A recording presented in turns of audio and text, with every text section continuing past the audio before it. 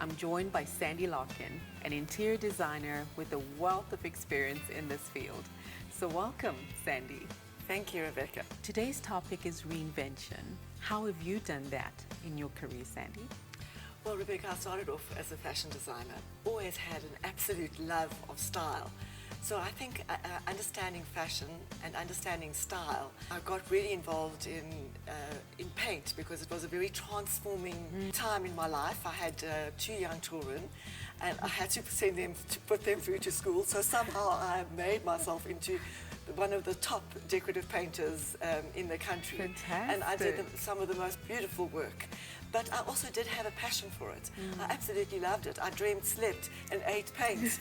I just couldn't wait to get up in the next morning. And I think that drive of passion is a way of reinventing yourself. You cannot reinvent yourself without having a passion for what you're doing.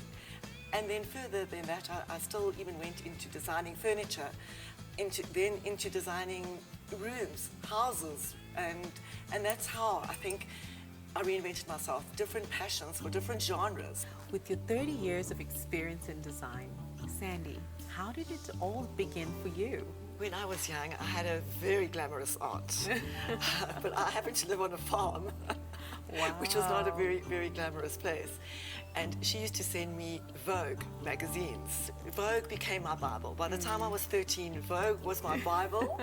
And by the time I was 15, I'd hold out my grandmother's old Singer machine and I was busy making clothes for myself. And then the paint part of it, or did you know how to paint? The paint came late in life. I was painting when I was 3 from my mom, who was an artist. There have been different women who kind of have played a role in your life as well to inspire you. I do come from a family of extremely powerful and motivated women.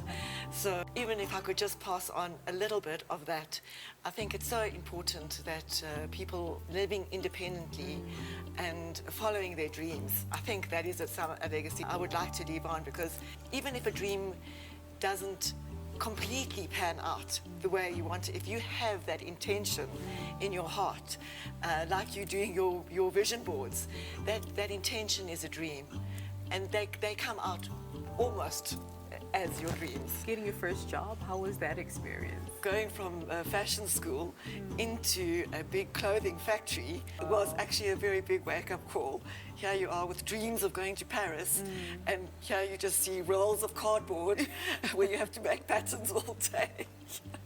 It's been an absolutely interesting journey, I must say. Your work experience now translate into your life experience. What are some of the lessons that you learned? A lot of the time you have to be very introspective and you have to do a lot of self-reflection and meditation and keep a very, very structured life. But in order to have that balance, I found that something that I also love doing is I love giving back.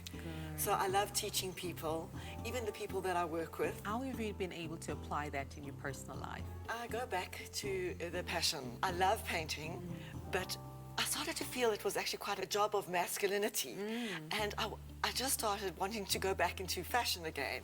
And that is how I actually got involved in my jewelry, because there's nothing more feminine than jewelry. Fantastic. Thank you, Sandi. I hope everyone has taken away as many lessons and gems from this conversation today. Till next time. Right now, you're beautiful.